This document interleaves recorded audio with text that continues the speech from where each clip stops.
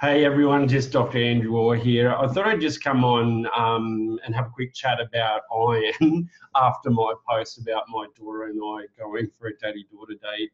And also because one of the things I talk about quite often is iron deficiency.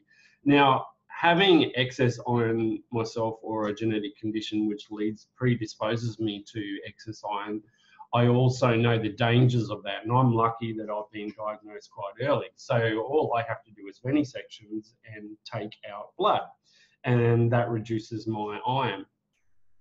But what I'm actually seeing a lot, and I see it day in, day out, is there's a lot of people walking around with very low iron, and a lot of those people happen to be women, and they're not being told the seriousness of that.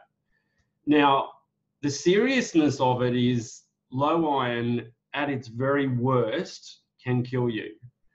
And at its very worst, one of the things I explain to people is that you wouldn't want to be responsible for driving in your car with low iron, which means that your oxygen supply isn't going to be very good either. And there's no blood supply, oxygen supply to your brain, and then you pass out and veer across, a three-lane motorway and kill someone and kill yourself. Now, that's the sort of stuff, not to be alarmist or an extremist, but that's the sort of stuff I'm talking about. Now, later on today, I'm hopefully going to get up a post on the serious complications of unmanaged iron. And mainly I'm going to talk about low iron, not so much hemochromatosis. I've got a couple of posts up on hemochromatosis already. So one of the things I thought was quite good, I was talking to a good friend of mine who did my daughter's my venesection, my daughter's iron infusion, is there's a lot of misperceptions around iron infusions and things like that too. And the other hard part is that if someone's had a reaction to something, they often run off and spruik it and go, oh, it's the worst thing in the world and things like that. The thing is with iron infusions these days, they are very, very, very safe. And the way that they are binded, they are basically, to explain it in a nutshell, is that our body doesn't like iron, right? It's toxic to our body, but we need it. So the hard bit is that when we put iron from an outside source into our body, like large amounts of it through supplementation or an iron infusion, the body goes into attacking it, going, hey, you, in this large amount, you shouldn't be here, you're trying to hurt us. And it can do all multitudes of things. And so what they have done now is that they, especially with the iron infusions, they've basically coated it in sugar. And by coating it in sugar, it sort of disguises it. So it goes into the body, and then the body goes, oh, it's just sugar. Just let that through, get that past. And then a while later, all that sugar dissolves. And next minute, all these iron's there, and the body goes, what's going on? Oh, well, it's already here now. Yeah, we'll just have to distribute it. But at the same time, the body, let's look at the things, because a lot of people don't understand that when you have a big hit of iron like that, you may get some cramping and stuff in the days after. You might get a flare of your joints and stuff like that, and you might get some headaches and things. That's all normal part of it. That's not an anaphylactic reaction. It's a normal part of what should happen when you've got a large dose of iron. Because I've actually had debated discussions that sounds, oh, I had iron, I had the worst flare of this and blah, blah, blah, blah, blah, blah, blah. Well, yes, because even supplements, when you put them in, that's why a lot of people don't tolerate supplements very well, because it's not in a very good form of iron. And you throw this iron in, then the body goes, hey, there's all this iron, let's get rid of it. Whoa, it's a poison, So it depends on what form the iron comes in. But as far as true anaphylactic reactions, the iron infusions, it's a very, very, very rare experience. I actually get people to do iron infusions all the time. The only things that I normally see are the good old needle shock from people that they're going to faint no matter what. You give them a blood test, you put something in or say take something out, and they just take needles. They go into this big panic mode, and out they go. It's the best thing that could actually happen. You know, they pass out. You may as well get it in there, and it's all done. See you later. So there are some people that, you know, just truly hate needles. But as far as other things that can go wrong, if someone doesn't put it in properly, you know, there's staining.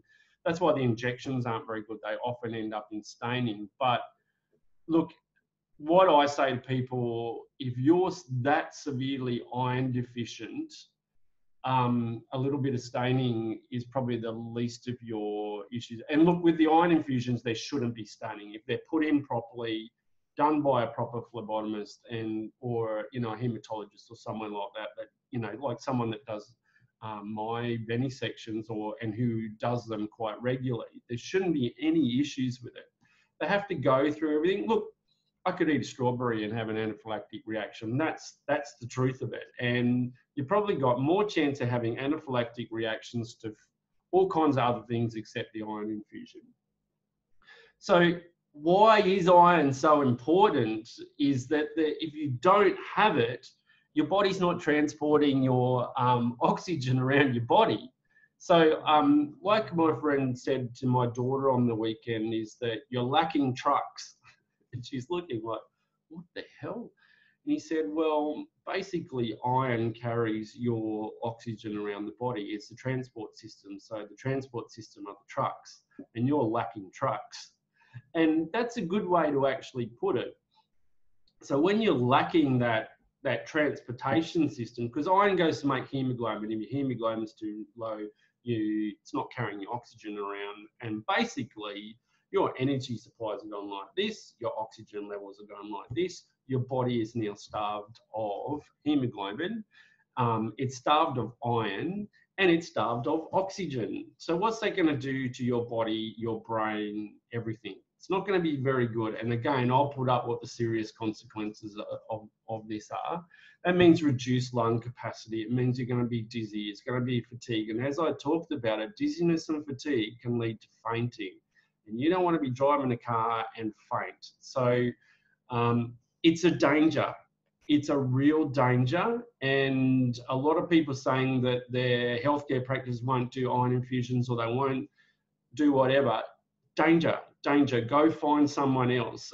The other thing too is if your iron gets way below optimum levels, supplements aren't going to work. And the amount of time it would take, like months and sometimes years to get your levels up with supplementation. Plus, some supplements are really bad. Like some of them will cause constipation, they'll cause gastrointestinal upset. So when you get an iron supplement, you have to get one that doesn't interfere with bowel habits either. So there's some good, but they're practitioner only, and you're not going to be able to get them retail. So you've got to go and see a healthcare practitioner for those. But getting back to my point, it's dangerous. It's bloody dangerous, really, really dangerous. Not only that, long-term bone health, everything. And then if you're iron deficient during your pregnancy, your baby can be starved of, and it can cause permanent damage to an embryo, a fetus, and that's not repairable by just giving you iron. It's damage is done. So this is all the issues I'm talking about. So it's a very serious issue. If your iron is low, you need to go and talk to your general practitioner or your healthcare practitioner or your specialist. A lot of people or old school practitioners aren't up on iron infusions because years ago it used to take hours and hours and hours. Like you'd have to go in hospital, take hours. And that's all they see iron infusions were. Years ago, there was a lot of reactions and things because it's a different form of iron.